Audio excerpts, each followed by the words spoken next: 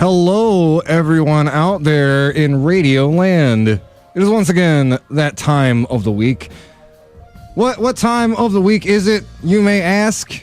Well, it is that time of the week where we dig underneath the headlines. We uncover what the mainstream media is not talking about. We examine what is going on in our community, in our state, in our nation, and all over the world from a critical, let's say leftist lens. This is the Hoodrat Strategist radio program, only on 89.1 WIDR Kalamazoo. Now, as always, the following thoughts, views, and opinions are not necessarily of those of 89.1 WIDR FM or Western Michigan University. So we'll have a lot to talk about on the show today. And we're going to be starting out tonight's episode with an interview with a local community. Sorry. I got all befuddled because Zuckerbook wouldn't let me into my thing, which a little bit of a background information. That's how me and the co-hosts communicate. So now deflustered. Want to properly introduce JoVaughan Head. Recently part of the Foundation for Excellence board. Not so much now. Actually ended up resigning in February. And was the housing stakeholder. So we're going to spend some time talking about, there was a recent article in the Gazette about this issue, but I wanted to go and dive a little bit deeper into some of JoVaughan's critiques and also talk a little bit more just kind of from the inside of what the foundation looks like from the inside. And whatnot. So I want to go ahead and welcome you onto the program, JoVaughan. Thank you again for coming out. I appreciate it. Thank you. Yep. So let's go ahead and just start a little bit. First of all, as I am kind of behooved to do whenever we talk about this issue, foundation, if you haven't heard about it, here's my 30-second nutshell, maybe 60-second, depending on how long I blather on. The Foundation for Excellence is an alternative funding method for the city of Kalamazoo. Kalamazoo was facing a funding shortfall several years back, going back to about 2015. They were discussing various ways they could make up this shortfall. There was a proposition made for a very unique program, Foundation for Excellence. Basically, two very rich billionaires, both named Bill, oddly enough, sunk about $70 million into it with a plan to raise $500 million over the course of the next few years.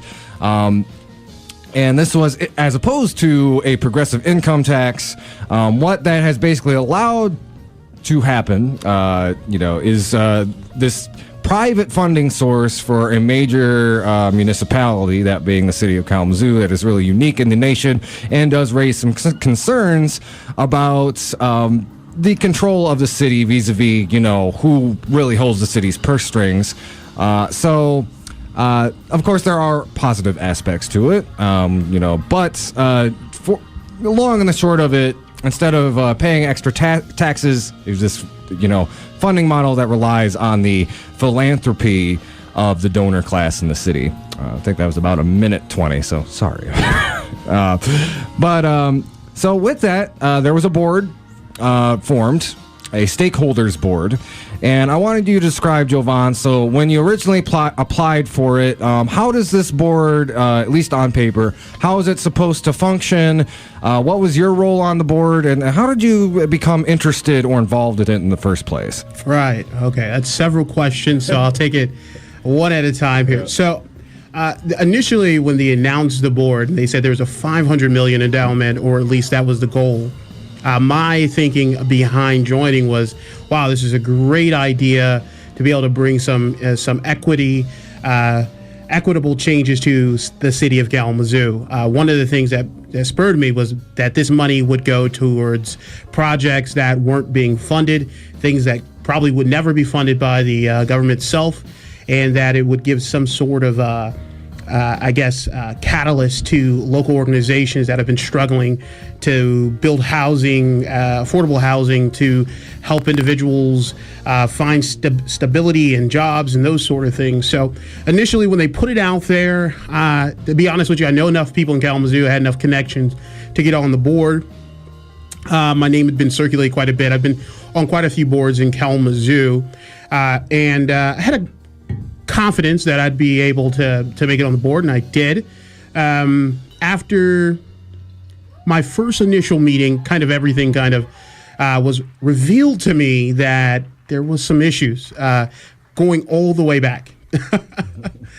So the city signed a Memorandum of Understanding, and this Memorandum of Understanding kind of basically says that the board is more or less a figurehead. It's a steering committee that makes recommendations to the city of Kalamazoo, the elected board, council rather, and our recommendations go through the city. They get filtered through the city, and if the city says, if the elected officials say it's okay, then it's okay, right?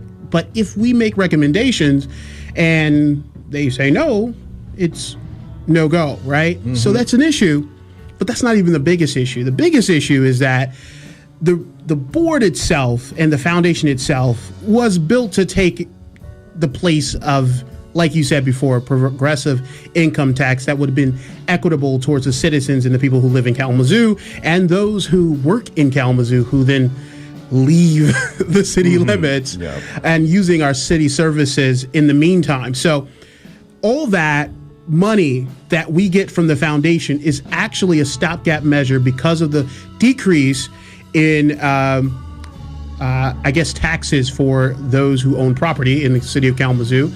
And they decreased the taxes while at the same time, this is the crazy part, at the same time getting this money. So we were in a deficit, right? Mm-hmm. We decreased taxes, right? And then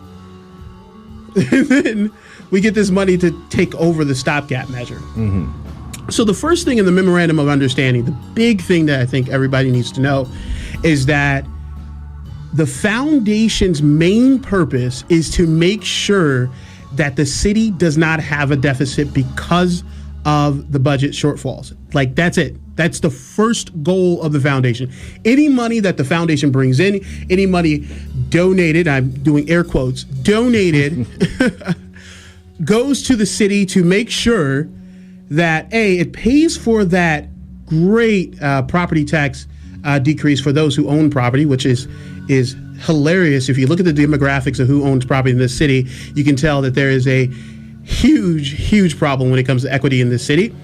And then it goes towards, then any leftover money goes towards these aspirational projects, as they call them. Imagine Kalamazoo projects. Is that correct? Imagine Kalamazoo, exactly. Yeah. Everything is framed within Imagine Kalamazoo. So there's a problem fundamentally with that, right? So we have an issue right off the bat.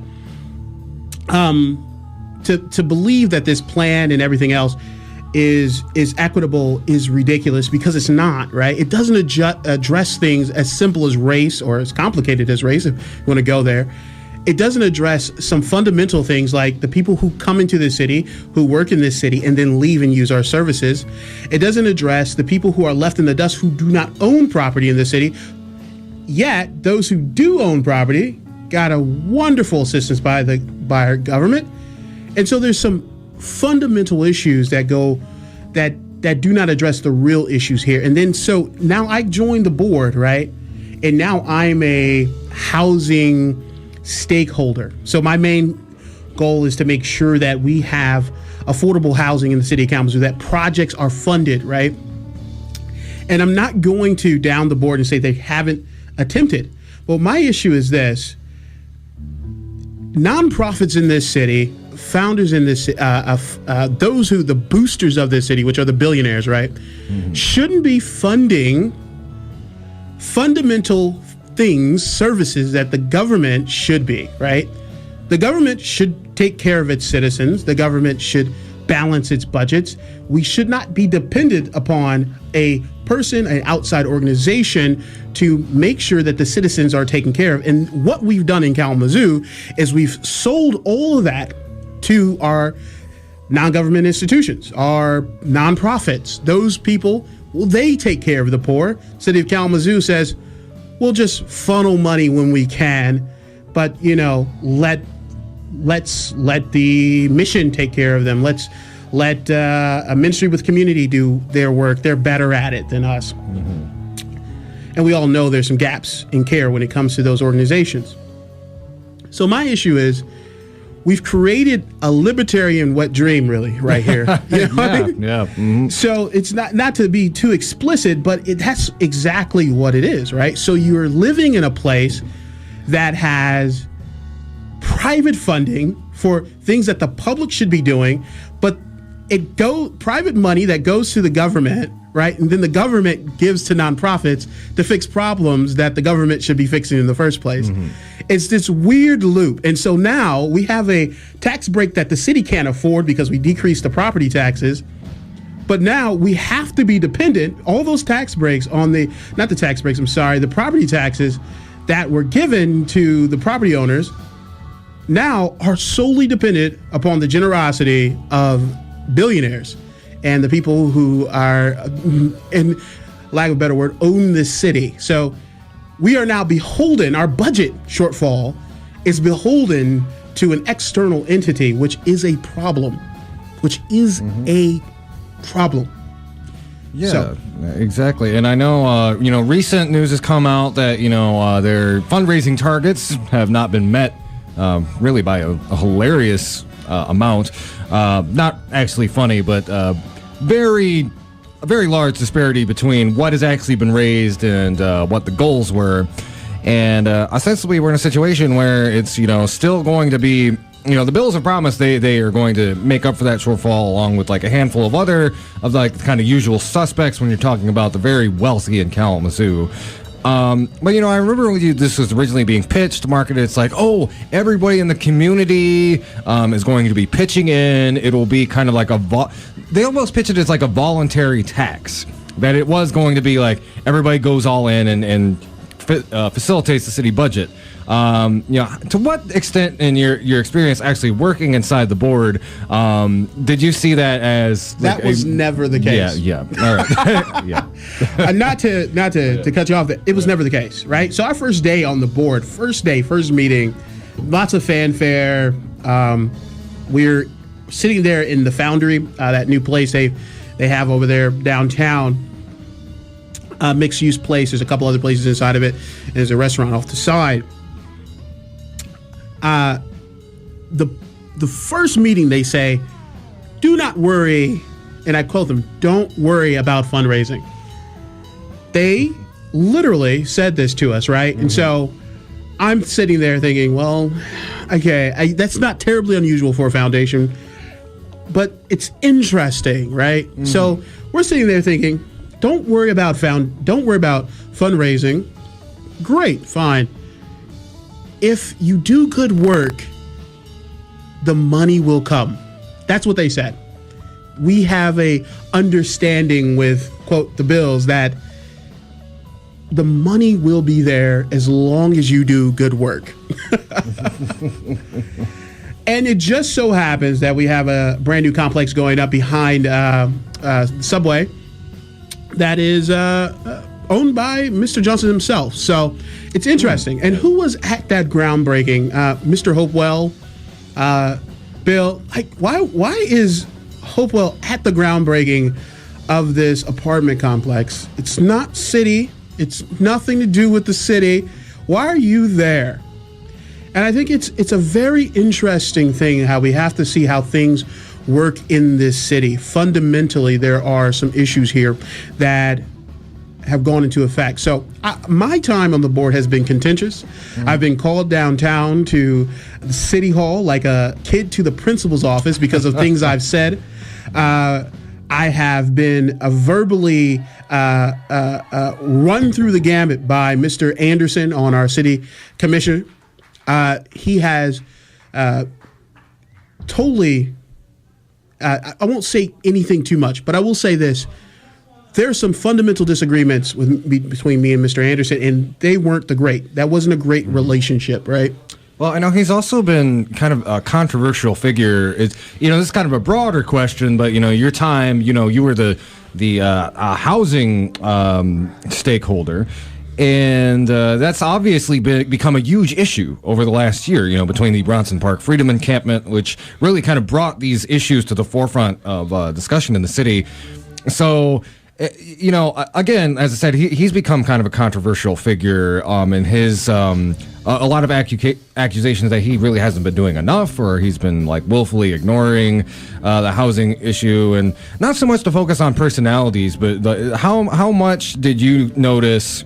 As we were starting to get a lot of public attention to this issue, what was the gap between what the public was demanding and what both the foundation and the city were actually targeting, trying to do? So I'll start it off like this. So there's a fundamental difference, right, between what they believe good work is and what they're doing, right? So they believe what they're doing is good work. They do help people, right? So people have been moved, have gone from homelessness to having permanent housing.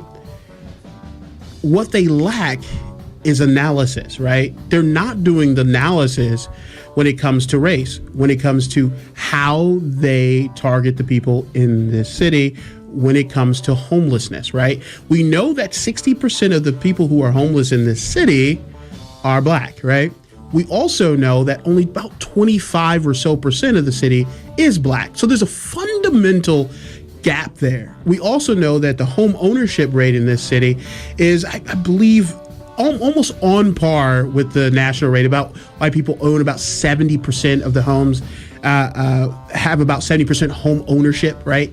And so there is some issues in this city that we're not examining. See, what we think equality is that you give everybody the same resources. And that is truly, that's what equality is. But what I'm trying to push for and what they don't recognize is equity, equitable solutions. So there are people who need different things than others. And you need to be able to have that analysis first to recognize that there's issues, right? And there's problems that I had with the foundation. They had not given money to the NACD while I was there. When I left, it just so happens when I made a quote in the newspaper that they give a nice check to the NACD. Yeah. So I guess that's a form of public pressure, which is something we encourage on the show. It's fantastic. I am so proud of the people in Kalamazoo who have been pressuring the city about affordable housing and wanting them to define it, pushing Hopewell to have that conversation, pushing constituents to come up to City Hall and speak on these issues, because it is important. We are going to run into even worse times in this city. Fundamentally, we know that, and we're going to need solutions that fit all people. 3 new complexes going up downtown with mostly market rate housing is not the solution to a wider problem that we're having. So we need to focus on bigger issues. The same criticisms that I have for the Foundation of Excellence is the same criticism I had in 2006 about the promise, that it was going to have gaps and that it only will help those that are already on their way have a great track towards college in the first place, right? And that's exactly what it did, right? It helped white women, on the majority, to go to college. That's statistically true. That's exactly what happened. The problem is that giving people scholarships to go to college only attacks certain problems. And if you look at the dropout rate for Black males in this city, we should be appalled, right? Oh, we should be. Yeah, we've talked about that on the show before. It is exactly terrible. And now they're touting, we have 70+% graduation rates, and this is going on a tangent here, but 70% graduation rates, but you're not doing a true analysis of why we're not really truly making a dent in the graduation rates for Black males in the city. And that's a problem. And why people who get the promise are failing out. That's a problem, because it's not a holistic approach to everything. And that has been the biggest issue. The Foundation for Excellence is here to stay. We cannot get rid of it, right? We just can't. It's not going to happen until we change out that entire commission, right? what we can do is hold the city accountable for every dollar spent. What we can do is make sure that they make equitable choices in who they give the money to, and make sure that we follow those dollars, because at the end of the day, those are our dollars those are our dollars, right? Regardless of where they came from, now that they enter the hands of the government, that's our money. We should hold every organization that has a check from the Foundation of Excellence, which is basically from the city of Kalamazoo. Do not make any mistake. Don't make any mistake that money is from the city of Kalamazoo. That's how it's funneled. They might call it foundation money. It's city of Kalamazoo money, because that's where it gets approved. Anybody that gets city money should be held accountable. That's it. Period.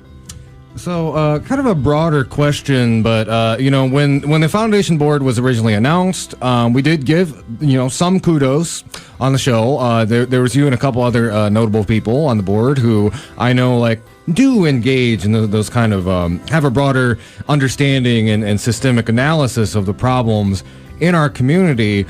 Now, to what extent can you say, having, that kind of voice on the board? I mean, you had a sour experience, you resigned. What is the main stumbling block between, they had this board that, I mean, it's certainly more representative than just having, a board full of, old white men in suits. But, what are some of the things that the city did listen to, what they didn't listen to? How does that actually... how does that actually play out in real life at those board meetings? Sure. Well, in real life, I mean, we're just making recommendations. So there's subcommittees, and subcommittees go through that, and they make recommendations to the old committee. The committee then to the whole board. The board then makes the recommendations to the city, Kalamazoo, of what we want the future budgets. So the budgets are pretty much already set in place. When I got there, the budget for that year had already been in place.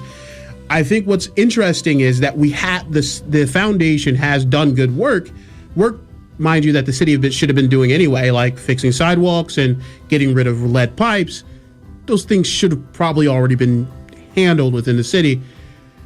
Yet, because of all kinds of reasons, our failure in governance, which is what I'll call it, we didn't, right? So there has been positive things. There's been money that has been funneled into youth programs that hire children and teenagers for the summer. There's been money that has been given to different housing programs around the city.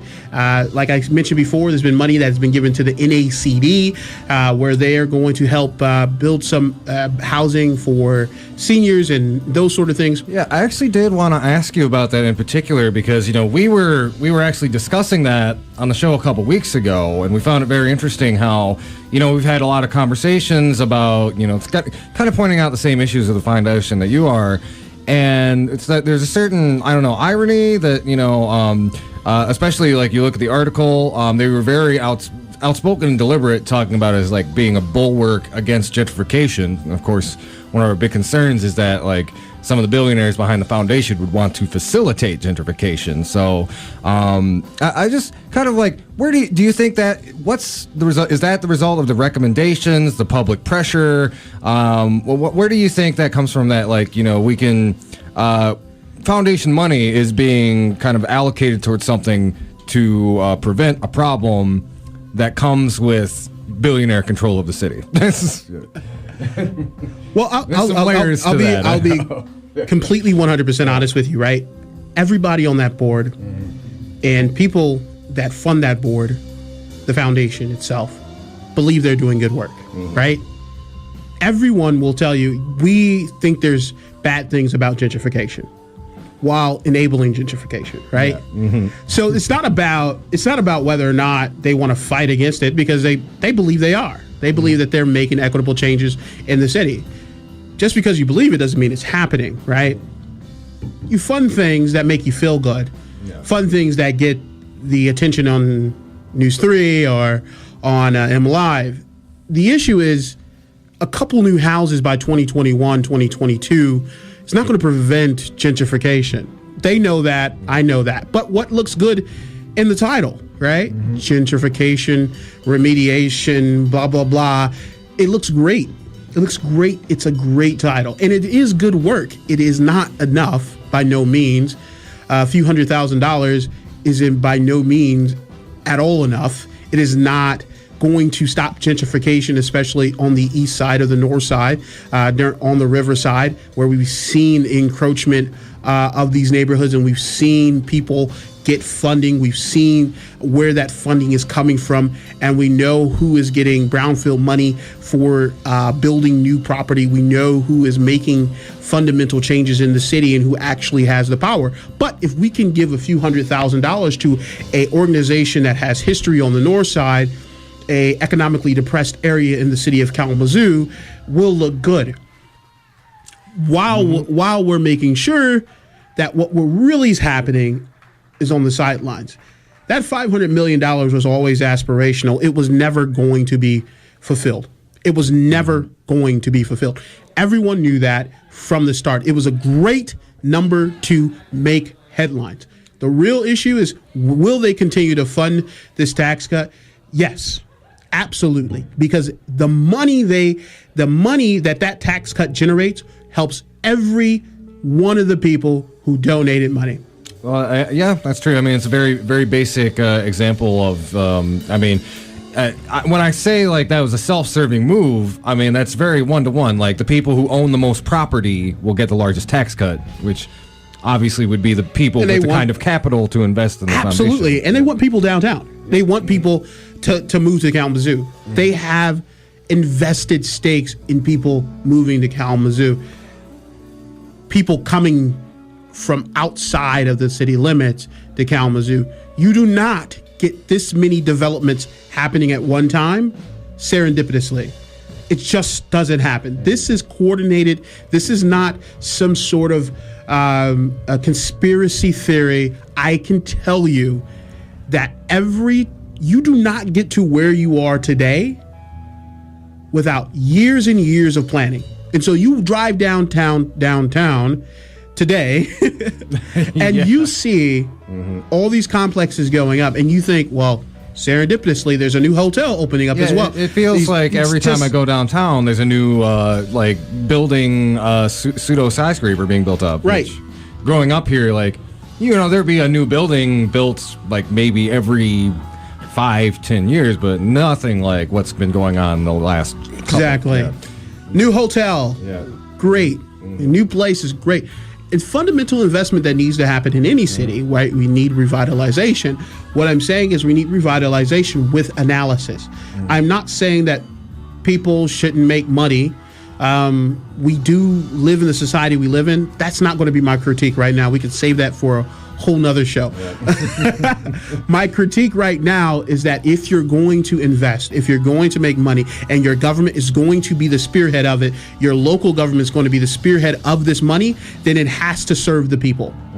That's it, right? Yeah. If the Foundation for Excellence had no association with the city of Kalamazoo, wouldn't care a dime about that money. It would be like Kellogg Foundation or Kalamazoo Foundation. It wouldn't matter. Right? Why the Foundation for Excellence deserves my attention, and why it deserves the attention of every citizen in Kalamazoo and every person that lives in Kalamazoo, is because the city government is fundamentally attached to this private entity.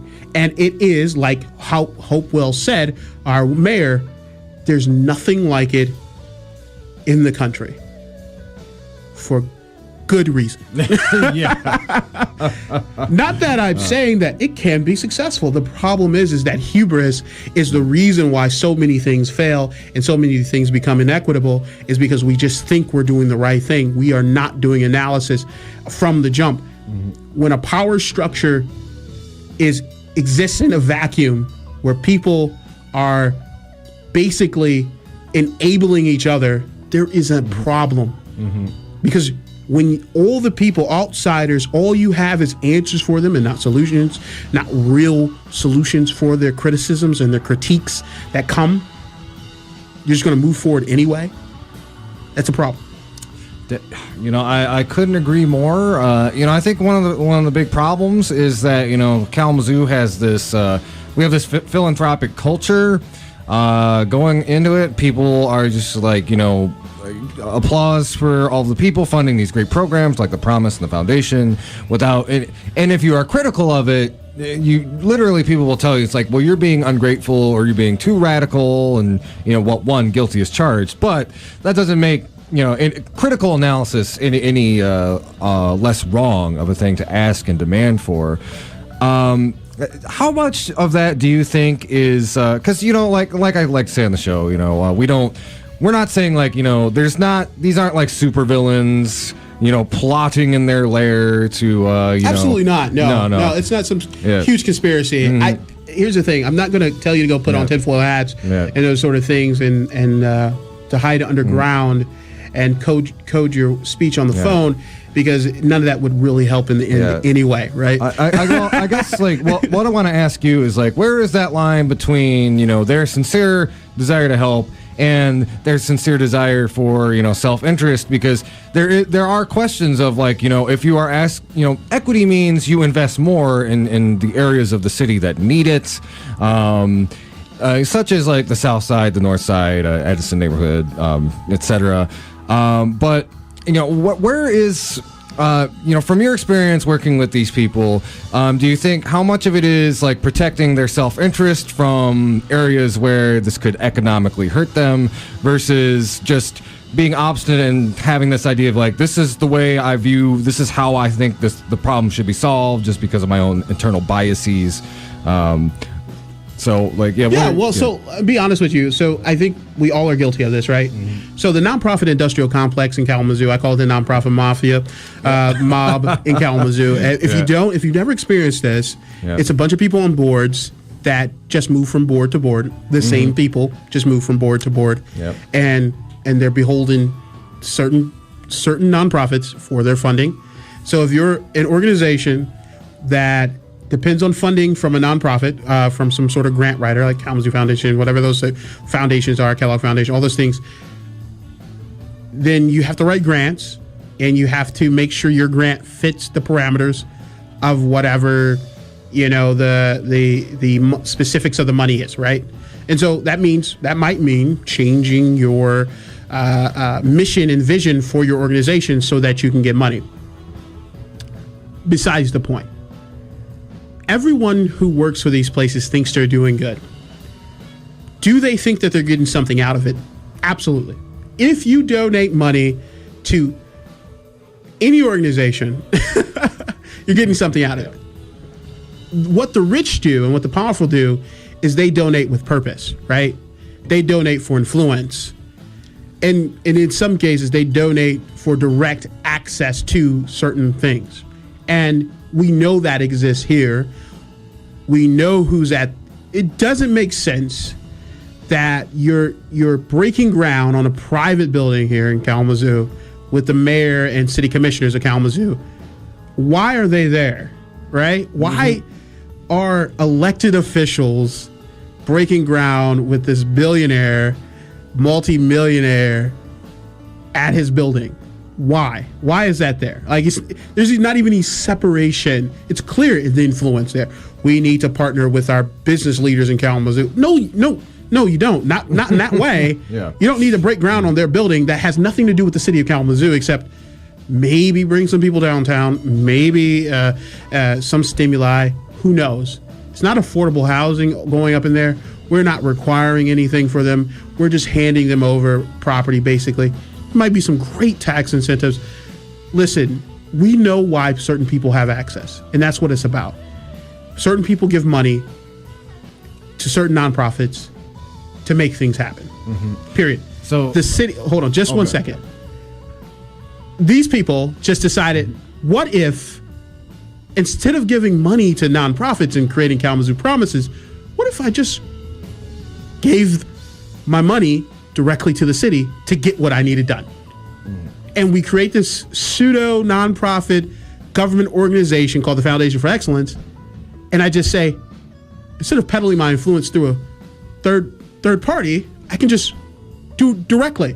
Like, hey, I'm giving you $30 million. This is what I want. Those words never need to even leave your lips. That's not how these things work. It's dinners, it's calls, it's strolls, it's coming out to my house for a Christmas party, it's those side of events, it's casual conversations on the phone saying, this is what we're kind of wanting to happen here in Kalamazoo. Do you agree with our vision, Mr. Hopewell? Oh, yeah. That's how these things happen. These are not, we want to make this Hollywood. It's subtle. It always is. And, I think that was one of the difficult things about, like, really getting a lot of attention to it, because, like, inherently it's not very dramatic, even though, well, like you said, it's like a libertarian wet dream. It's, I tell people, like, think of it as, like, a benign dictatorship of the oligarchs. That's, So asking that too, so in your vision, like, the tangible solutions to housing that we need, under those conditions, under that environment, like, are those kind of systemic changes possible under this foundation, under this board? And, like, what would need to change, if not possible, what would need to change in order to make that tenable, a reality,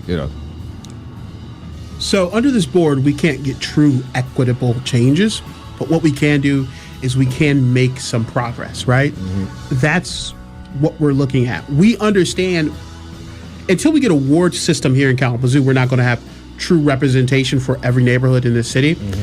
And if you look at where they look at the city commission, you look at where they live, it's kind of concentrated in certain areas. So could you just describe real quick, just for people unfamiliar, like, what would just a ward system, what would that kind of look like in town? A ward system is similar. A lot of cities have it, bigger cities normally, like Chicago. So let's take Chicago, for instance. They're broken up into districts, just like with your U.S. representatives and your representatives that go to the city, to the state. They're broken up into districts, wards, right?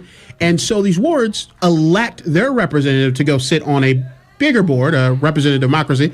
So they elect their people to represent their neighborhood specifically to go to the board. That's how it works. That means that you can't have a ton of people from Winchell neighborhood and a ton of people from Oakland Drive, Oakwood, or all those other neighborhoods to go represent the entire city of Kalamazoo. No, you would have to have a person from the Edison neighborhood, a person from Winchell, Westnedge Hills. All those areas would get a representative who would speak to the needs of their neighborhood. Until we get to that system, we're not going to truly have equitable change because there's not true representation in this city, right? The people who need to be voted in office all live in one area. I don't need to care about what the North Side gets, right? I don't need to. I don't need to care what Edison gets. I don't need to care what the East Side gets. I don't need to care about these neighborhoods because I don't live in them, and those aren't even the people who vote me into office. That's right. And the larger voting blocks tend to be those middle-class neighborhoods like, Millwood, Oakwood, and Winchell. So yeah, Westnedge Hills has one of the highest homeownership rates in the city. Consequently, also has one of the highest voting turnouts in the city as well. If you campaign in that area, those areas alone, you get enough door knocks and you talk to enough people, you probably get elected, right? Likeable enough, right? That's all you need. You don't ever need to talk about the depressed areas of the city because there's going to be lower turnouts for systemic reasons that we know exist in oppressed areas of any city. Why the lower turnouts are there. Economic instability, racism, voting laws that aren't equitable, all those sort of things impede people's ability to vote, right? Who tends to have more stable, more time, and ability to vote on a Tuesday? Yes. In the middle of the day, people who have more stable jobs, usually salaried, people with more stable homes. That is all you need. So if we had a ward system that worked that way, we'd get more representation. Going back to your original point, do I think that we can have equitable change in the city? My answer is yes. Do I think we can do it with the current makeup? Absolutely not. But can we make some inroads? Yes, we can make some inroads by continuing to pressure, by continuing to embarrass, by continuing to call out the things, by continuing to speak out. if nothing else, people want to save face. There is too much money at stake for these high rises and billionaires for them to screw up, right? They have to appease because there's a lot of money riding on these things. And if the city doesn't want them here, the city actually has the power to make those changes happen, right? You have to placate the masses to appease them. What we have now and what we had in the encampment and what we had, what we still have here in this city is a group of individuals who are not afraid, a group of activists, let's call them what they are, who are not afraid to call out fundamental issues in this city. There's so much work to be done. There are still people homeless in this city. There's an egregious amount of children homeless in this city. Transitional housing does not truly exist as a city mandated thing. We have a problem and it needs to be fixed. But the way we make inroads is to continue to put our foot on the neck of those that we've elected and we've allowed to be elected in this city. Okay, great. And, we're at 45. I want to thank you for kind of sticking overtime. I guess we'll wrap up. One last question. So, honestly, this board, this foundation, it's here to stay, as you said. For whoever ends up replacing you, what advice would you give them going into this board about not only how to represent the housing issues here in town effectively, but also how to make those kind of inroads that you discussed about making the foundation fundamentally work for the poor and working class folks here in Kalamazoo? So the first thing I would say real quick is don't get caught up in the position, right? Don't get caught up in I'm part of a board in that, whatever that means. And awfully enough, I'm going to tell you to be pragmatic, right? For anybody on a board, I will say you got to have some pragmatism because that's the only way you make it work. But don't give up on your laurels, right? Don't rest on your laurels, all right? When it comes to true things that you find in your heart that are wrong, do analysis on everything that you give money to, right? $500,000 was given to Crane Park from the Foundation of Excellence to renovate the park in one of the wealthiest neighborhoods in the city limits. We need to do analysis as to why we're giving money away. $500,000 is more than the NACD got, by the way. Yes, that's pretty staggering, So for a park,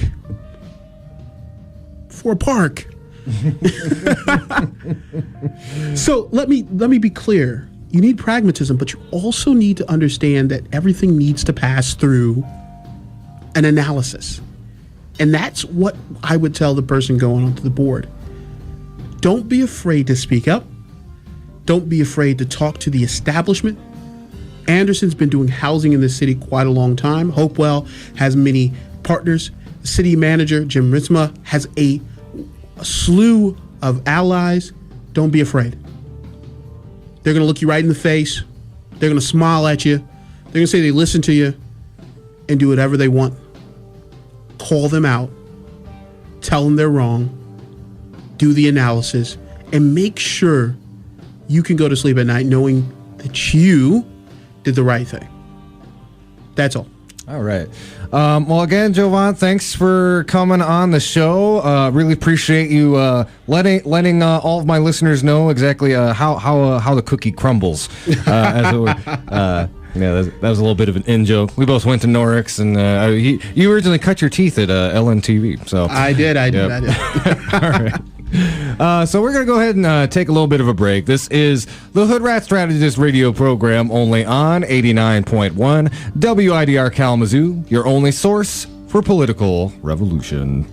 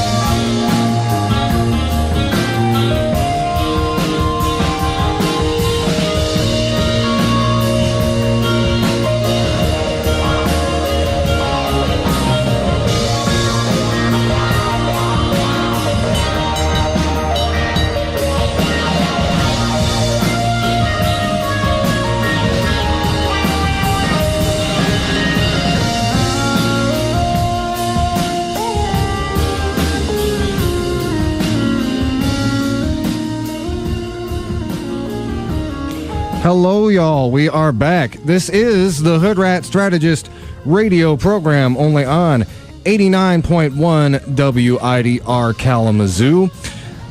So let's go ahead. There's some recent news stories here on the local level that we wanted to talk about.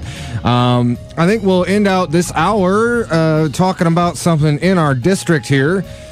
Again, tonight going to be flying solo, so not a little bit less commentary, a little bit more kind of an info dump. Of course, I will still be presenting you my Hoodrat analysis as we go along. So this article is from the Detroit News. It was published on March 18th, so about a little over a week ago. But it is important. We didn't really get a chance to talk about it last week. It's about Representative Upton, and this is one of those things where, like, okay, he kind of did a good thing, but there's a little bit more to it, and that necessarily the article doesn't dive into.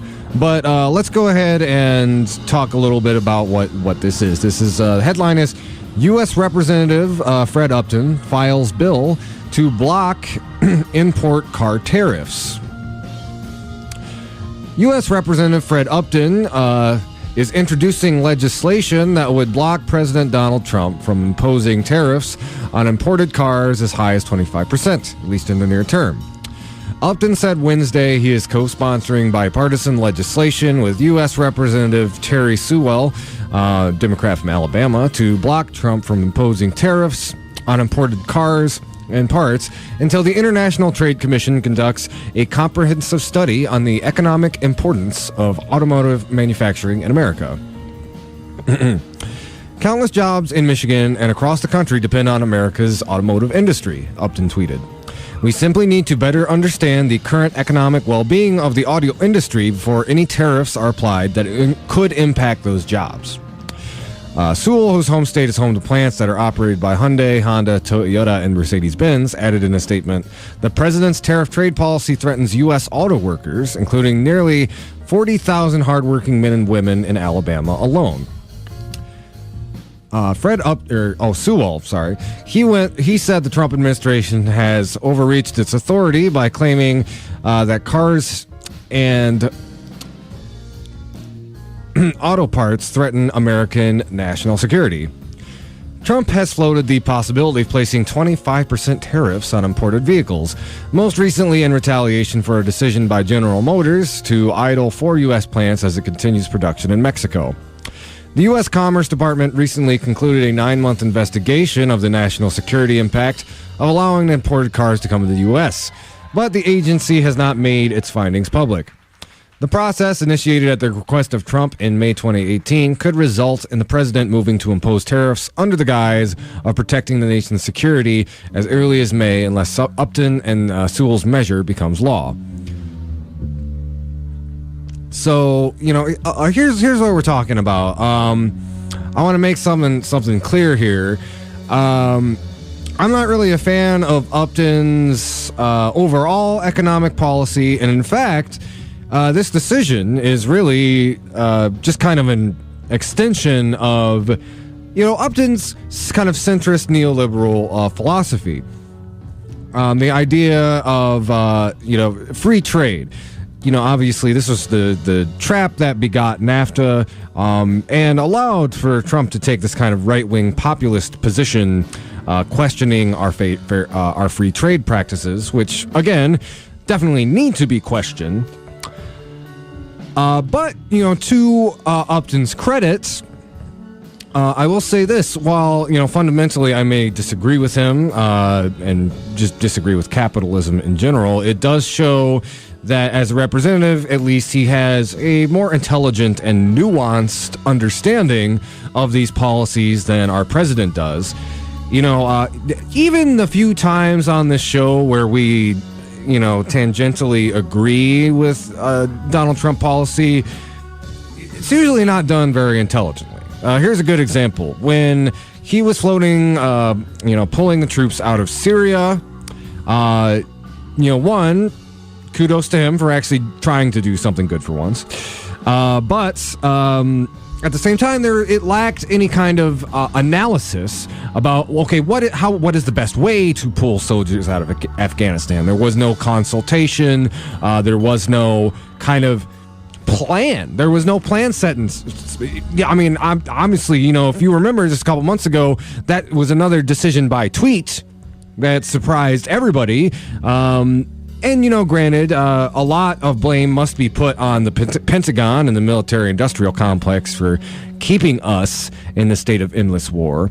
But, even a president in that system, should it consult with the military to say, I'm doing this, what is the best way to do it? Now, obviously, you might still face some opposition, and they might still be obstinate.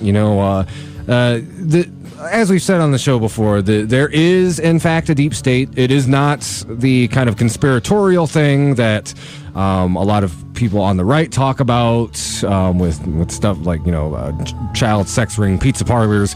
However, there is a deep state of unelected power and influence in Washington. The military-industrial complex is really one of the core pillars of that.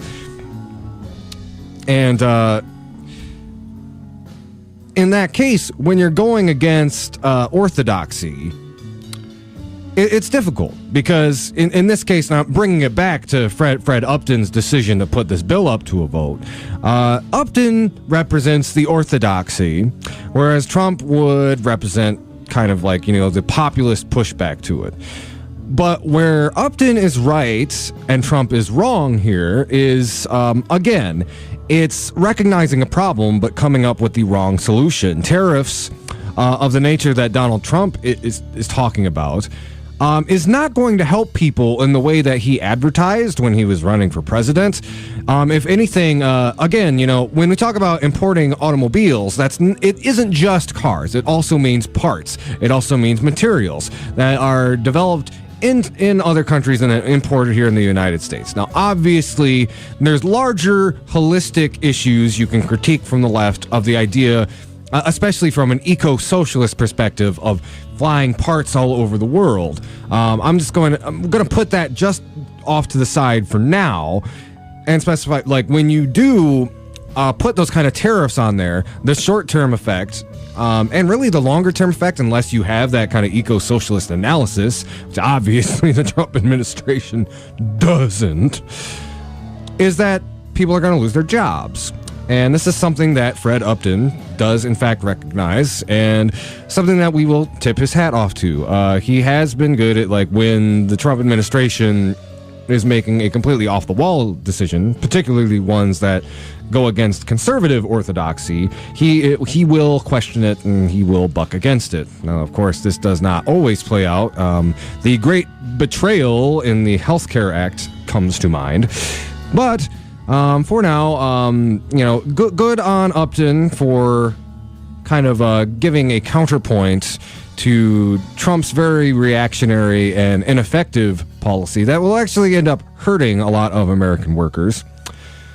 As going on a little bit, just to drop some facts here. So the Center for Automotive Research said in a report released in February that a 25% tariff on imported cars and parts would increase the average cost of all new cars sold in the U.S. by as much as $2,750 if Canada, Mexico, and South Korea are exempted due to trade agreements. The price of vehicles imported from places other than Canada, Mexico, and South Korea would go up an average of $3,700. The average price of a new car was $36,590 in February 2019, according to Kelley Blue Book.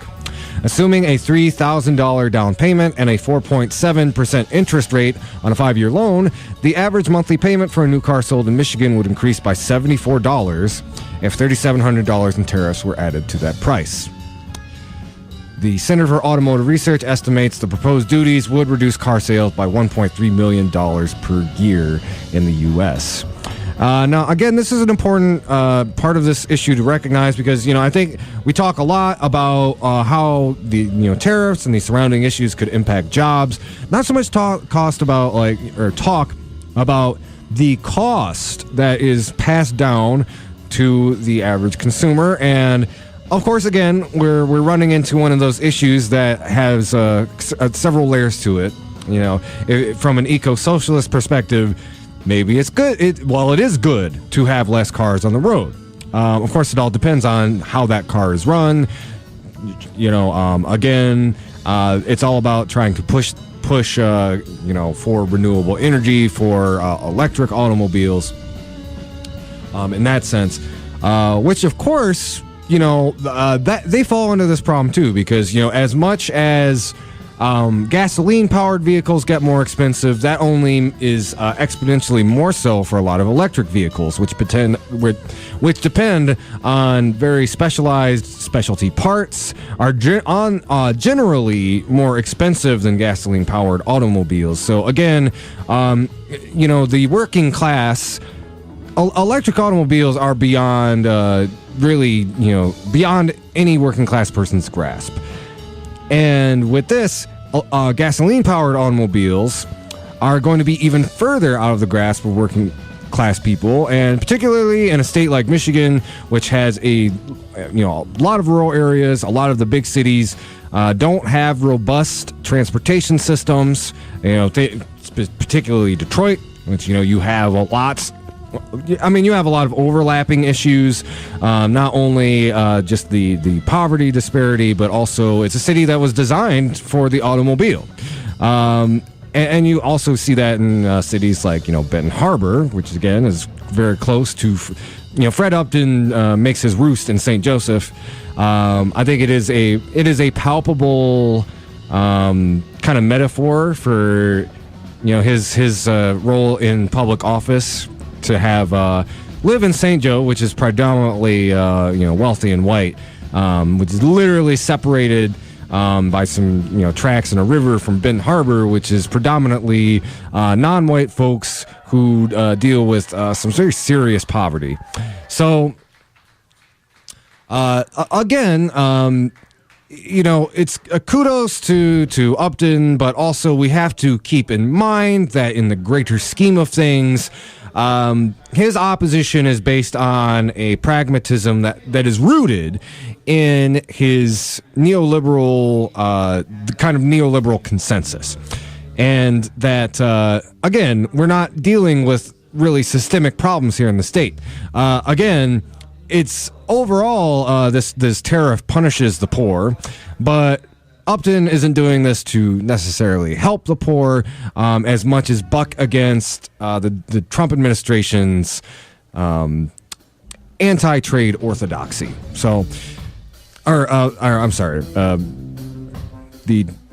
use that. Not Donald Trump's anti-trade populism. I think the orthodoxy proper term for that would fall to Upton for being part of the economic orthodoxy of neoliberalism. So, I think with that, let's go ahead and take a break. Y'all are listening to the Hoodrat Strategist radio program only on 89.1 WIDR Kalamazoo, your only source for political revolution.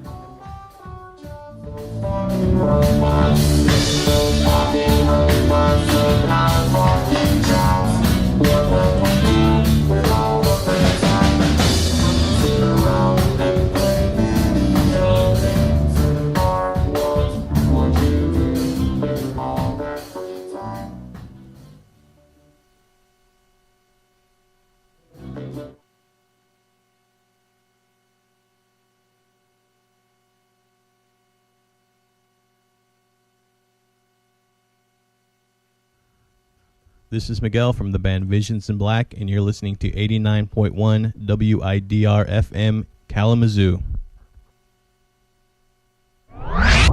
Stay tuned for Wider's weekly RSO Spotlight on WIDR Kalamazoo. Hi, Hi, I'm Taylor. I'm the Vice President of External Affairs for WMU Dance Marathon. We are a philanthropic RSO on Western Michigan's campus that engages the campus community and joins together to celebrate and support the work done at Helen DeVos Children's Hospital. We work diligently to raise money to improve the quality of care and well-being for the children that are treated and their families at Helen DeVos. On March 30th, we will be celebrating the support we received from the community and the impact we are making on these families with a 12-hour dance marathon. We'll be standing in solidarity with the staff and patients at the hospital. To find out more about Dance Marathon and what we do, you can visit us at dmatwmu.org.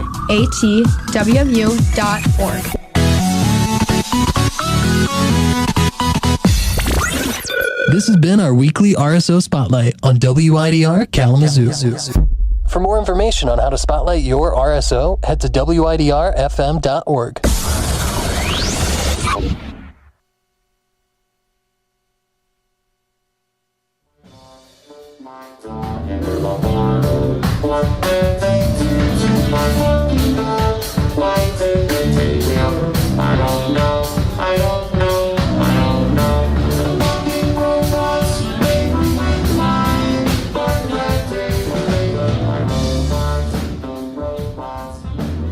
Hey everybody, we are back. This is the Hoodrat Strategist radio program, weekly show where we call out the establishment's BS.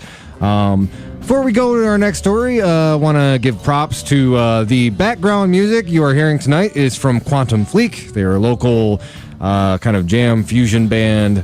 They are dope AF. I'd highly recommend checking them out next time they play around here. This particular recording is from May 19th, 2017, when they played in Grand Rapids over at Mulligan's Pub. All right, so next thing I want to talk about, we're going to go to the east side of the state and talk about some stuff that our comrades over at the University of Michigan were up to, and we actually got a bit of a twofer here. So I don't know. I tell you these two stories. I'm going to tell all y'all Western students listening, pick up the slack, y'all. The U of M's making us look bad because they're at the forefront of some very important struggles here that we're about to talk about.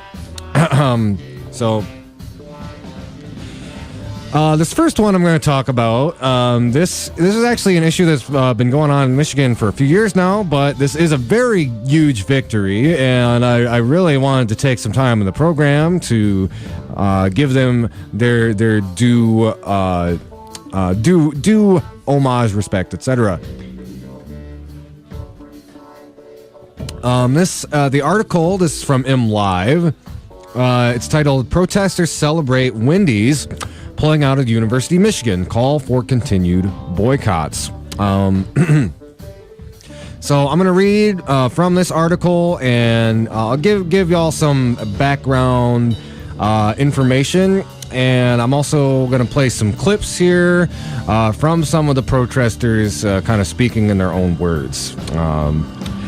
Again, I did want to try to track down somebody to actually interview about this. Ran short on time, so I do apologize about that. But we will kind of hear from them vicariously via this MLive article. So, article starts. The farmers who pick tomatoes that garnish American hamburgers want fair pay. That's why more than 50 bundled up protesters were chanting boycott Wendy's, marching and hoisting flags with the no symbol over the chain's pigtail-wearing namesake in front of the restaurant at 4020 Carpenter in Pittsfield Township that Sunday evening. Fast food chain calls the protesters' rhetoric misleading. But here's who this is. The coalition of Immokalee workers, a Florida-based nonprofit labor organization with about $5 million Okay, I'm sorry. It's been a minute since I read this article. I don't know. Why do they need to disclose the nonprofit and how much it has in assets? Okay, $5 million in assets, according to IRS records. Weird. Okay, I don't know. I find that a little off. I'll do some digging. It was George Soros. Is that not? No, not really. By the way, George, if you're listening, you owe me a lot of checks. Okay, I've been out here protesting and becoming a radical socialist, and we need to get paid. By the way, any reactionaries listening, that's a joke. George Soros nor any other left-wing billionaire pays us. We just, believe it or not, we just care enough to organize around these issues because we're mad about injustice. So, we're not getting paid off. We're just little nuts. Anyway, the Student Farm Worker Alliance planned the rally as part of a 4-stop protest tour of some of the nation's college campuses. Other stops include the University of North Carolina, Ohio State University, and upcoming demonstration at Florida University. However, there is no longer a Wendy's to protest at the University of Michigan's Ann Arbor campus, which is partly why the event was held in nearby Pittsfield Township. The U of M campus Wendy's closed in April 2018 when renovations began at the Michigan Union, and the franchise owner said the restaurant won't be returning when the Union reopens in 2020. While the coalition of immigrant workers insists the decision not to renew the lease is the result of mounting criticism, including a circulation of an online petition. Wendy's told him live it was a business decision. Maybe the decision was that we're not going to do good business, while everybody at U of M understands that we're mistreating our farmers. But go ahead and I'll keep talking. Saturday's protest had already been planned by the time coalition of immigrant workers proclaimed victory. The move turns next month's planned demonstration at U of M campus into a celebration and sends an unmistakable message to the administrations at other schools where students are demanding that Wendy's put human rights on the menu or take its business elsewhere. Ann Arbor City Council also passed a resolution asking residents to boycott Wendy's last month. That's a really big deal. The Wendy's backlash is based on the chain's refusal to join the Fair Food Program. The Fair Food Program, created by the Coalition of Immigrant Workers, is a partnership among farmers, farm workers, and retail food companies that ensures humane wages and working conditions for workers who pick fruits and vegetables on participating farms. Participating fast food chain buyers from the Fair Food Program include McDonald's, Burger King, Subway, and Chipotle, as well as grocery distributors like Walmart and Whole Foods. And a little bit of commentary. Vis-a-vis, that basically means, like, when you got McDonald's and Subway and Burger King and even, like, Walmart and Whole Foods all on the same page about, like, sticking to, like, this bare minimum of adherence to the rights of farmers. You're good. Like, Wendy's deserves all the shade it's getting. Like, if you can't, it's like all of these corporations are pretty unscrupulous. Let's be completely honest here. But if you're willing to say it's like, oh no, we're not going to do that, even though freaking Walmart and McDonald's is, then yeah, you deserve to be run out of town. I'm sorry, but if those corporations can do it, so can you. And frankly, Dave Thomas, a lot of people don't know, it's the founder of Wendy's, actually was born and raised here in Kalamazoo. So I don't know. Maybe it's that vein of billionaire arrogance that sometimes. Well, we were talking about it last hour, but. Anyway, going on to talk about more. The Coalition of Immigrant Workers calls Wendy's the final fast food holdout and hopes other universities will follow the University of Michigan's lead and cut ties with their Wendy's franchises, according to the coalition. Students have been supporting the boycott all along, but also helping us spread the word. The best way for people to support this is to, number one, stop giving their business to Wendy's, a company that refuses to do the right thing. So I'm going to go ahead and play a couple of videos. We'll hear some of the protesters in their own words.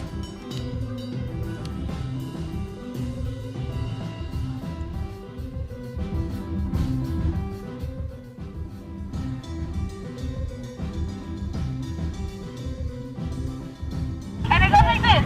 We're not buying what you're selling. The people are rebelling. Boycott Wendy's, boycott now. But my opportunity was to raise my voice as loud as I could. And being on city council, I had a chance to... This is Elizabeth Nelson, who is on the Ann Arbor City Council. Sorry. Share with the fellow leaders of Ann Arbor what I had learned about the Fair Food Program.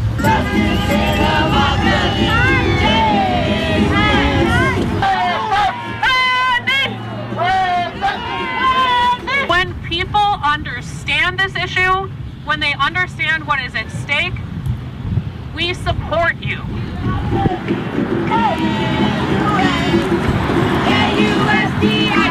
All right, and that was like a bit of the actual protest. I want to go down and this footage is actual interviews with some of the protesters. I'm Matt Hustel. I'm with Washington Solidarity with Farm Workers. This is Matt Hustal. Hopefully I didn't mispronounce his name. This interview is from March 9th. And we're a community group, and we collaborate with the Coalition of Immigrant Workers. And the reason that the connection this has to Ann Arbor is that the Coalition of Immigrant Workers is trying to push food vendors to join the Fair Food Program, which has drastically improved the lives of farm workers. Wendy's refuses to join, and if Wendy's were to join the Fair Food Program, that would greatly expand the program. But again, Wendy's refuses, and we've been successful in keeping the Wendy's out of the student union at University of Michigan. And here we're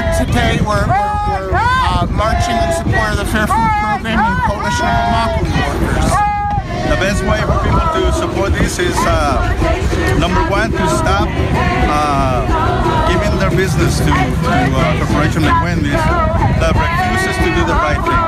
When workers in Florida started to implement the program, Wendy's, instead of joining, and after having business for many years with the growers there, once the program started to function to eliminate abusive conditions and preventing sexual assault and modern-day slavery, instead of joining Wendy's, decided to basically punish the growers for doing just that.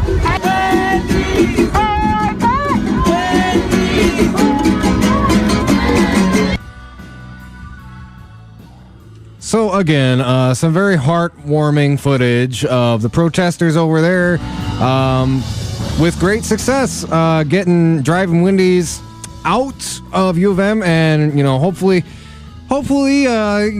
push this corporation to do the right thing. This is something a lot of local groups have been organizing around for some time. Actually, do recall there was some protests coordinated against Wendy's about, say a year and a half ago by the Socialist Party of Michigan, as well as several other groups. I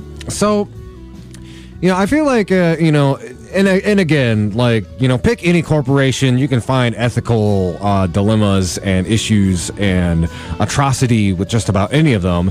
But I will say, I wanted to talk about the Wendy's story in particular for two reasons. One, U of M is our sister city over in Ann Arbor. And two, this does have local relevance to us. Wendy's, unlike McDonald's, unlike Burger King or Subway, started here in the city of Kalamazoo. That's not just a bit of trivia. I think, we have a special place in this struggle to get Wendy's to agree to the Fair Food Program and to make sure that their farm workers are treated properly. Or the farmers that provide their food, that is. So while we are on the topic of U of M, I wanted to discuss this is kind of a follow-up to a story we talked about last week, and particularly talking about leave Chelsea Manning alone. There was a protest over at U of M, organized by that particular chapter of the International Youth and Students for Social Equality organization, and I'll talk a little bit more about that after I've read from the article. This is an article in the Michigan Daily about there was a demonstration on the Diag over at U of M, whistleblower Chelsea Manning, and I'll read a little bit from it. Around 20 people were in attendance for a rally held this Wednesday on the Diag by the IYSSE. the youth and student wing of the Social Equality Party, in protest of the jailing of Chelsea Manning, former U.S. Army intelligence officer. As y'all regular listeners know her story, but want to talk a little bit more about it. Manning leaked secret military files to WikiLeaks in 2010. Leaks detailed civilian and bystander killings in the Iraq War, local corruption, and details surrounding the treatment of Guantanamo Bay prisoners. And if you want a little bit of a deeper analysis on Chelsea Manning, exactly what she did, what she leaked, how she really is a hero, please listen to our episode from last week where we really kind of deep dive into it. Excuse me. So, going on, in his speech, Andre Damon, writer for the World Socialist website, said this jailing showcases larger implications of the Trump administration's attitudes towards journalists and whistleblowers. The imprisonment of Chelsea Manning is cruel, criminal, and totally unjustifiable, Damon said. The White House wants to set a precedent for whistleblowers and journalists who publish information critical of the military and state intelligence apparatus. According to Genevieve Lee, National Secretary of the IYSSE, the jailing of Manning is indicative of a broader issue and the impingement of democratic rights in this country. The fight to defend Julian Assange and Chelsea Manning is the fight to defend democratic rights, Lee said. It is the fight against war, against inequality, against dictatorship, and against the capitalist system itself, and for socialism. We are fighting for a world based on human needs. Lee said the event was important in teaching today's generation about an issue affecting the American people for years. I think it's incredibly important for a whole new generation of young people.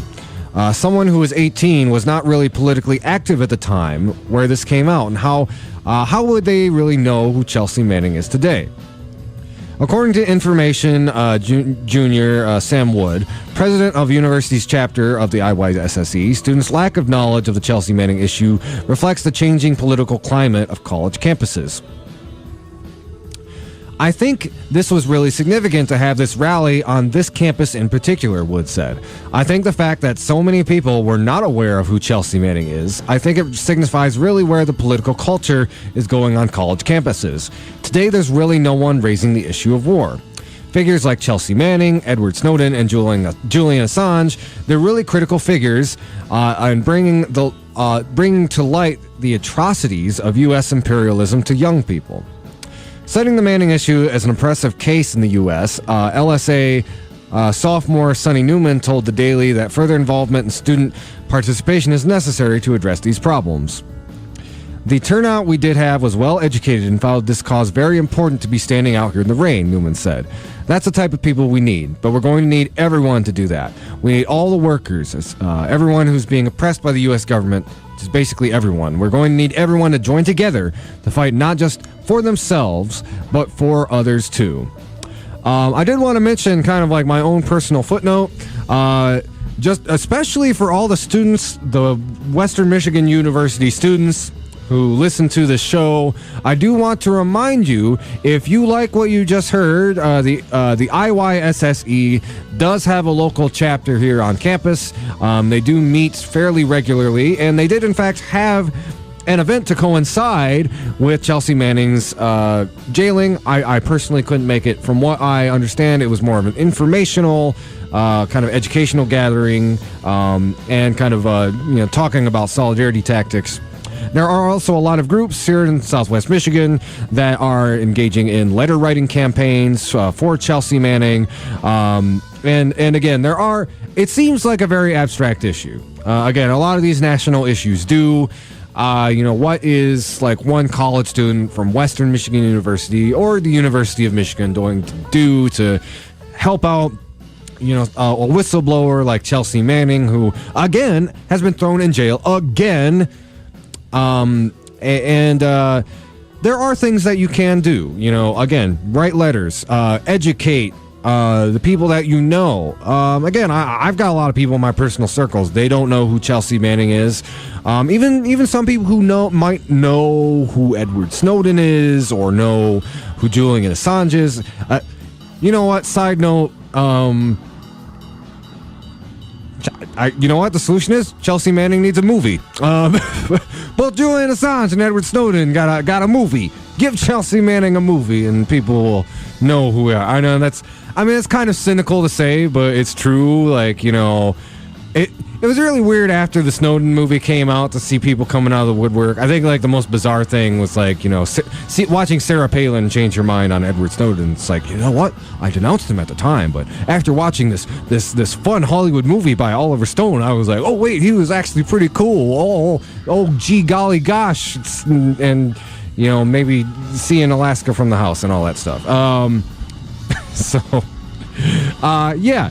And again, I do want to let people know, I would recommend, so the IYSSE, the Socialist Equality Party, World Socialist website, they are kind of part of the same, they're all part of the, a branch of the Fourth Communist International, which, for those of you who haven't really deep dove into leftism, the Fourth International is basically kind of the political line of communism that takes that Trotskyist line, the whole theory of permanent revolution, kind of rejects the Stalinist bureaucracy. It's like they're kind of a Marxist offshoot in a nutshell. And also, again, the World Socialist website, they do a lot of really good coverage on this issue. I don't.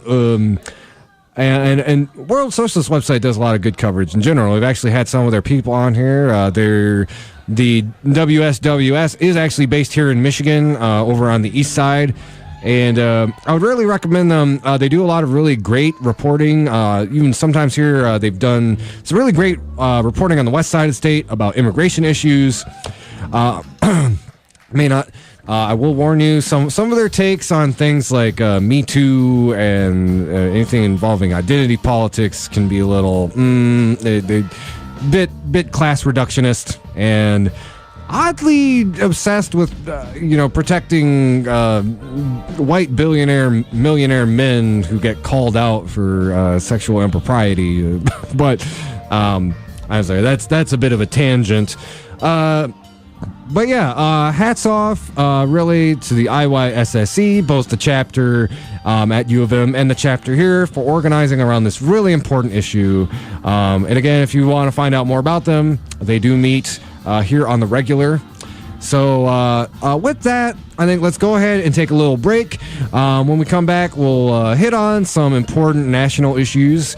And we'll keep on calling out the establishment on its BS. Y'all are listening to the Hoodrat Strategist radio program only on 89.1 WIDR Kalamazoo, your only source for political revolution.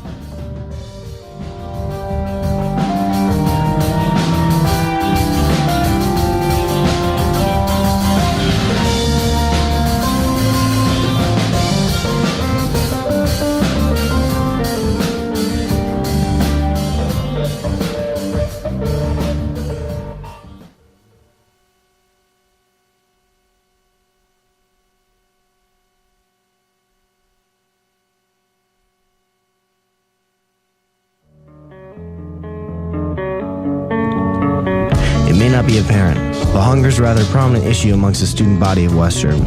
The Invisible Need Project is a multifaceted initiative that's aimed to help struggling students. Every 2 weeks, generous people donate their food to the pantry located in their Fawn Student Service buildings or other drop-off locations. All you need to do is grab a reusable bag and grab whatever food you need to help sustain yourself. If anyone's unsure when their next meal will be, or if you have a little extra food you'd be willing to donate, the food pantry is your place.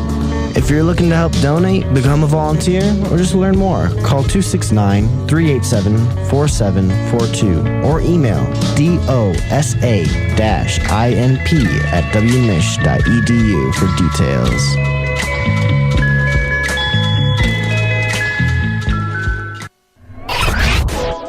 WIDR's 2019 Battle of the Bands is supported by Rupert's Brew House. Rupert's is located on 773 West Michigan Avenue in Kalamazoo. Rupert's offers daily specials on food and drink as well as live entertainment weekly. To find out more information, you can visit rupertsbrewhouse.com or give them a call at 269-337-9911.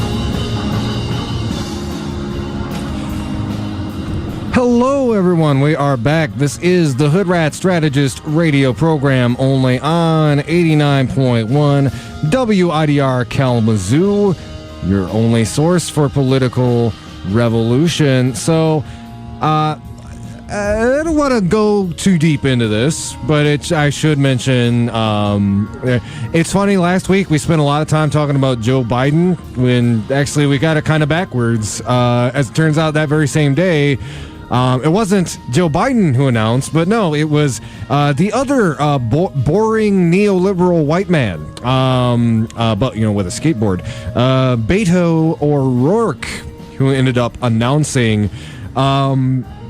So I'm going to leave the real meat and potatoes to next week. When I have Lawrence or Nora by my side, because especially Lawrence, his analysis comes from a more solidly like democratic socialist perspective. I'm more of a kind of hard, more like anarcho-communist. So I researched these people to the extent, probably more so than most people, but at the same time, like a lot of it boils down to it's like they're all terrible imperialist, capitalist, blah blah blah. But I will just mention a few things. So with Beto, there is kind of a sense that this is the centrists, the kind of old blue dog wing of the Democratic Party. They've got a few like primary hopefuls. Beto and Joe Biden are probably the two biggest ones, and particularly with the kind of mid-tepid reaction Beto got, not necessarily financially. We'll talk about that in a sec. It's more reason to think that Joe Biden will end up stepping into the race, and particularly how figures like Cory Booker and Kamala haven't really taken off in the popular imagination.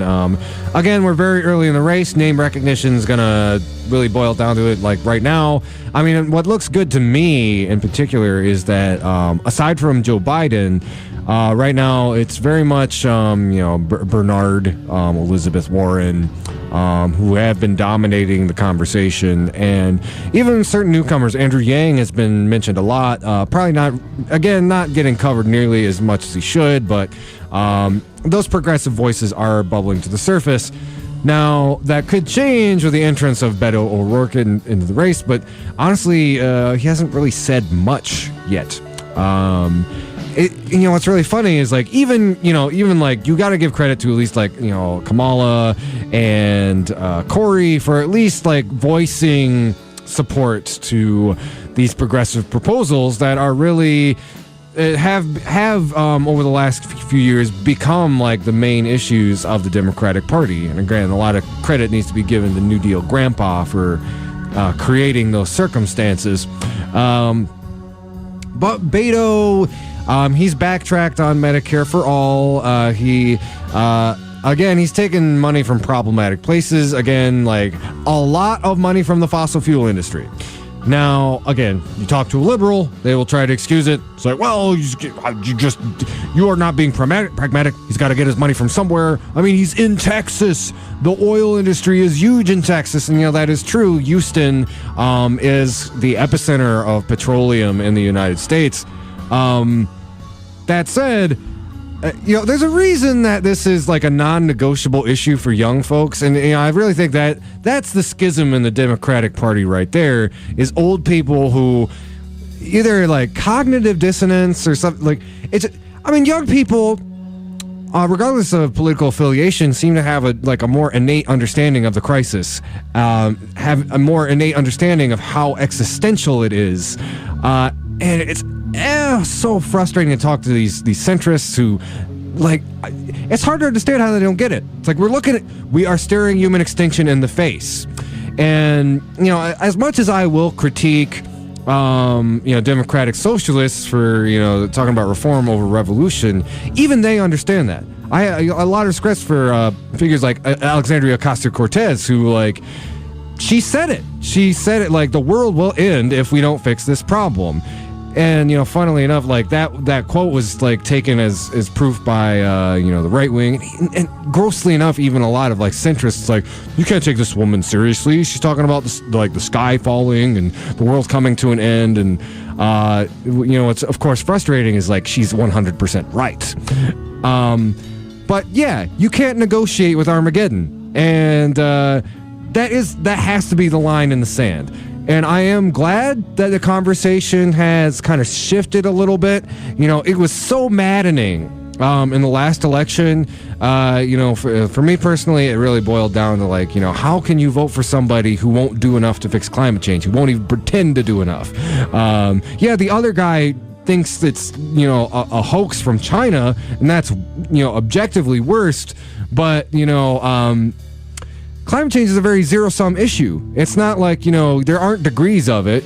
You either do what needs to be done to solve the problem, or everyone dies.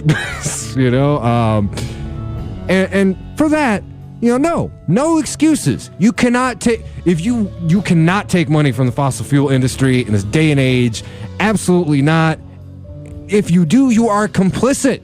You are complicit in our own destruction. That sounds really dramatic, but it's true. It is true. So, I mean, that should just be disqualifying right there. But again, I get it. He's young. He's handsome. He's trying to... I love the Onion headline where he's like talking about how we're going to go on a tour. We're basically a Barack Obama campaign cover band. We're going to play all the great hits from 2008. And he did make a splash for raising the quote-unquote most money in this first day, 24-hour cycle. A couple things I want to bring up. If you pay a lot of attention to the left book, there's a lot of cringing Bernie bros who are like, what? It's cheating somehow. It's got to be cheating. And... So there is talk about like, did his campaign money from the Senate race roll over into his presidential one? It's technically not illegal, but it would certainly inflate the numbers. Of course, we'll have to wait until his April FEC filings to find that out 100%. But one thing I did want to bring up, just in the sense of like who, breaking down those numbers just a little bit. If you are a huge Bernie fan, I'm going to tell you two things. One, don't be bummed out. Too bummed out. And two, radicalize my brother. Go read State and Revolution by Lenin, please. But I'll tell you, if you're bummed out, here's an important fact to keep in mind.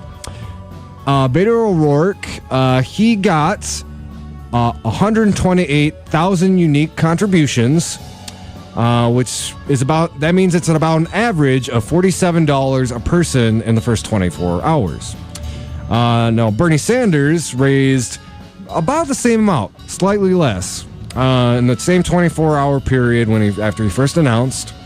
And that was from 223,000 donors for an average of, wait for it, $27 an hour.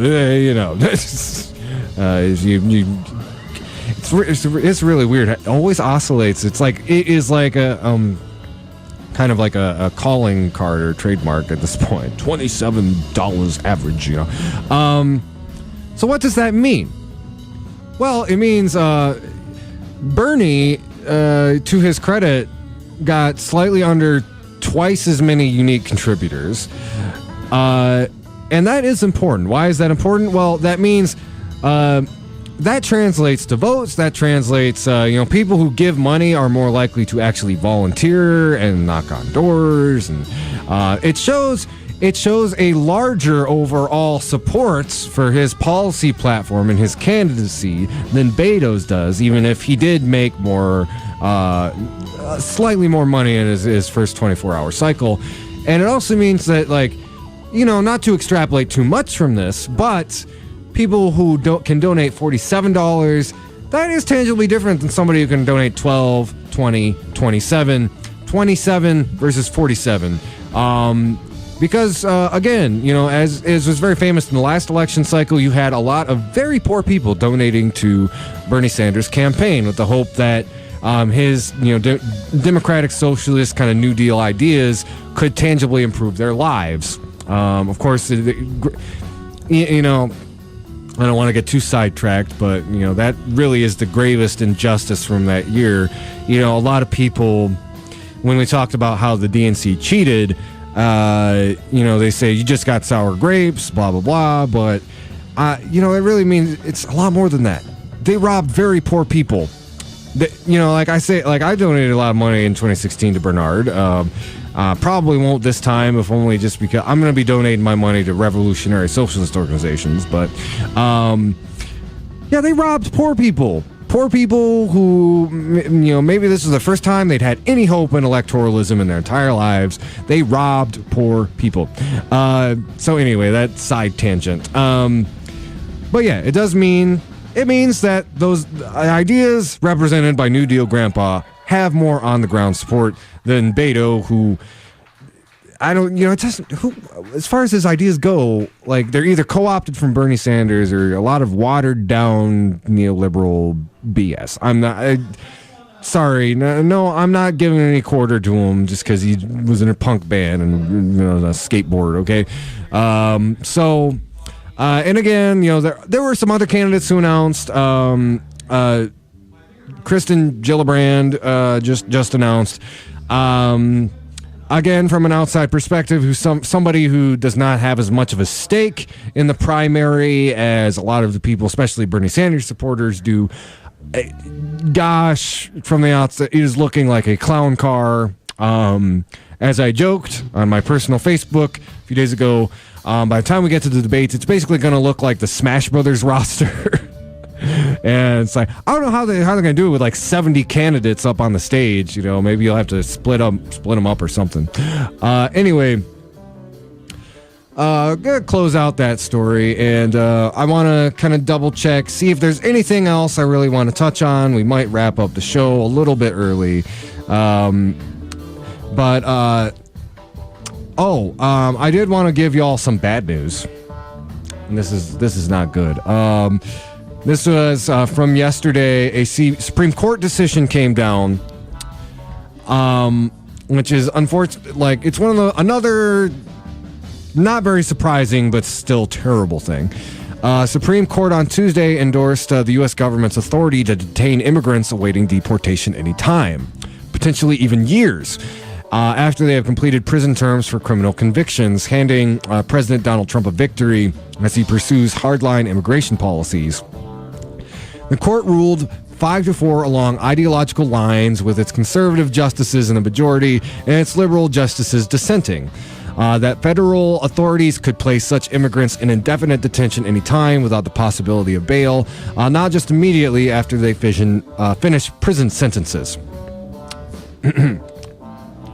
The ruling, authored by conservative Justice Samuel Alito, left open the possibility that some immigrants could challenge their detention. These immigrants potentially could argue that the use of the 96 federal law involved in the case, the Illegal Immigration Reform and Immigrant Responsibility Act, against them long after finishing their sentences could violate their due process rights under the U.S. Constitution. In dissent, liberal Justice Stephen Breyer said the ruling raises serious due process questions. It runs the gravest risk of depriving those whom the government has detained of one of the oldest and most important of our constitutionally guaranteed freedoms, Breyer wrote. I do want to kind of talk a little bit, put this in the larger context. This is a really unfortunate ruling, but it's not particularly new, and it follows down a trajectory that the U.S. government, and particularly, our military-industrial complex has been on for many years. Let's not forget, it was originally under George W. Bush that we started a lot of these precedents of just tearing apart habeas corpus, indefinitely detaining quote-unquote enemy combatants, basically altering our rule book so that the U.S. government could hold whomever for whatever reason they really wanted to, And it's basically applying that same standard that was originally kind of delegated to the War on Terror and broadening that to people who immigrate here illegally, people who are undocumented. Now, why is that terrifying? Well, it's terrifying in the sense that before, at least there was this veneer, this idea that, we're only going to suspend the laws granted by the Constitution in our justice system if we think people are involved in terrorism. This criminalizes, to that extent, a whole new segment of the population. You're talking about people whose only crime was immigrating here undocumented.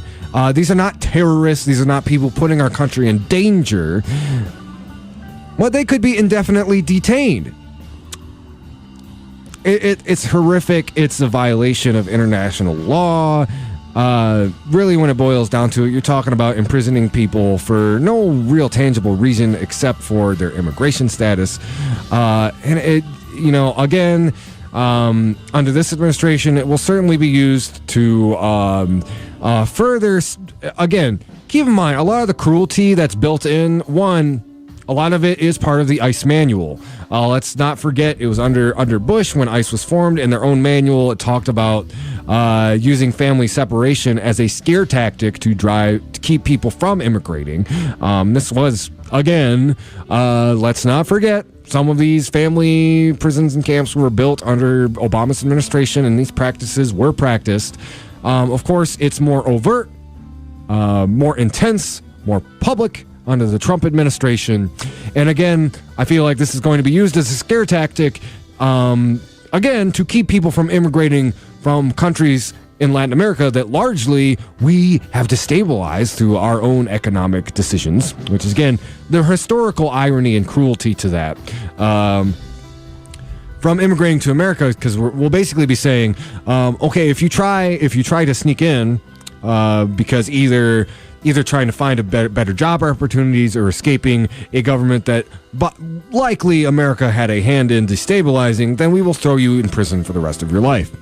That is the kind of precedent it sets up. And not only should we be angry at the Trump administration and the Supreme Court, but angry at our overall trajectory that that our government has gone this far in basically extending. Again, it's like that. I did not come for for so and so, that classic poem. And by the time they came for me, there was no one left to speak for me. And it really follows that same paradigm. It's, first they came for our Muslim brothers and sisters to the war on terror. Now they're coming for our immigrant brothers and sisters through the same auspice, basically saying this is another segment of the population that our laws, our jurisprudence just does not apply to. Not even talking about how our justice system is inherently unjust, but now saying, like, we don't even have to pretend anymore. We don't have to pretend that there's a justice system for these people. We can treat them like less than human because they are not American citizens. So yeah, that's the latest outrageous thing going on. I really did want to bring it to y'all's attention because, one, I haven't really been heard a lot of this being discussed in the national news, which is really unfortunate because it is quite disgusting.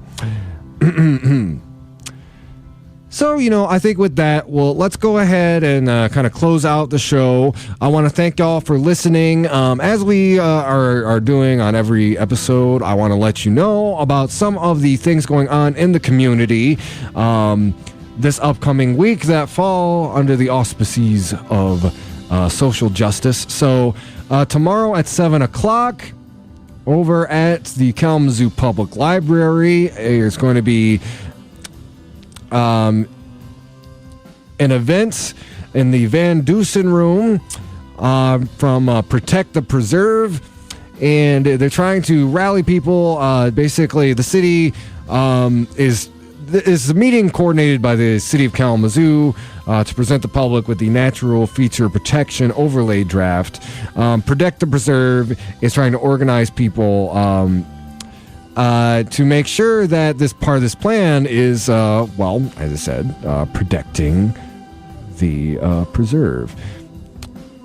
And what that specifically means, excuse me, sorry. Yeah, what that specifically means is the Asylum Lake Preserve. And where this is coming from is there is a possibility that the city is going to rezone the area, which could negatively impact the preserve itself. So if you care about the Asylum Lake Preserve and you want to make sure your voice is heard, that they do not encroach upon it, again, that meeting is going to be tomorrow at 7 p.m. over at the Kalamazoo Public Library. Also going on this week, there is going to be the KNOW, that's Kalamazoo Non-Violent Opponents of War, on Friday over at St. Luke's Episcopal Church. They're having their annual Peace Dinner fundraiser. It's going to be 5:30 p.m. The doors open. There's going to be mostly Middle Eastern cuisine, and there's going to be some performers. Nicholas Baxter is going to be playing, as well as Teslim Jamila is going to be performing. So again, that is 5:30 p.m. It is a mandated donation. I can't tell you exactly how much it is on the program, but you can look this event up on Facebook if you are interested in supporting Kalamazoo Nonviolent Opponents of War. Also going on Saturday, March 23rd, 9:30 a.m. There's the 2019 Walk to End Homelessness. That's going to start over at the Growler Stadium over at 251 Mill Street. It's organized by Housing Resources. The actual march is going to start at 10 a.m. Again, it's to help raise money for HRI and for homelessness issues here in the city. Excuse me. Also going on that day at 2 o'clock p.m. over at the Kalamazoo 1st Congressional UCC, Voters Not Politicians is back. They're organizing a democracy reform town hall over there, and basically what they're going to do is it's to learn more about Michigan's new redistricting process, how people can participate, and they will also discuss other critical democracy reform issues to strengthen the process through citizen action in Michigan. Space is limited. They ask that people RSVP. Again, that's going to be from 2 p.m. to 3:30 p.m. over at the 1st Congressional UCC over in downtown Kalamazoo. And over at the Boiling Point on March 25th, excuse me, March 25th, which is Monday, March 25th at 6:30 p.m. They are going to be doing a screening at the Boiling Point of The Oath. There will be a discussion to follow. And The Oath, for those who don't know, is basically talks about, it's a film about the current political climate in the U.S. It's accessible, entertaining, and whatnot. I haven't personally seen it, but, hey, maybe I'll go see it for the first time with all y'all down there. So, and that'll be it for this week. Again, big thanks, everybody, for listening to the show. You can listen to our episodes on YouTube after the fact, and please like our Facebook page, the Hoodrat Strategist radio program. There you can keep updated. We post all our new episodes up there, and until next time, keep fighting for that revolution solution.